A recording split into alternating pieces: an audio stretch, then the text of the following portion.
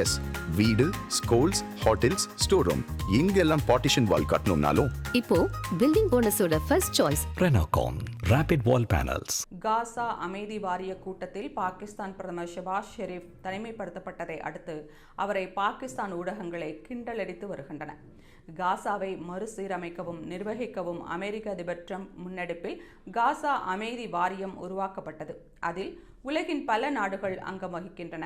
அந்த அமைப்பில் முதல் கூட்டமானது அமெரிக்காவின் தலைநகர் வாஷிங்டன் டிசியில் நடந்தது. அதில் பாகிஸ்தான் பிரதமர் ஷபாஸ் ஷெரீப் பங்கேற்றார். அந்த கூட்டத்தில் காசாவுக்கான பாகிஸ்தானின் திட்டங்களை விளக்குவதற்கு பதிலாக ஆபரேஷன் சிந்தூர் நடவடிக்கைக்கு பிறகு இந்தியா பாகிஸ்தான் இடையேயான மோதலை நிறுத்தியதற்கு ட்ரம்ப் தான் காரணம் என்று ஷபாஸ் ஷெரீப் பாராட்டினார். ட்ரம்பை அமைதியின் மனிதர் என்றும் தெற்காசியாவை ரட்சித்து காப்பவர் எனவும் ஷபாஸ் ஷெரீப் புகழ்ந்தார்.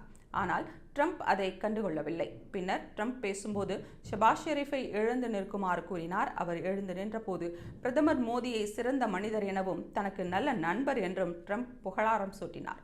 அந்த கூட்டத்தில் ஷபாஸ் ஷெரீஃபை தனிமைப்படுத்தப்பட்டு விட்டார்.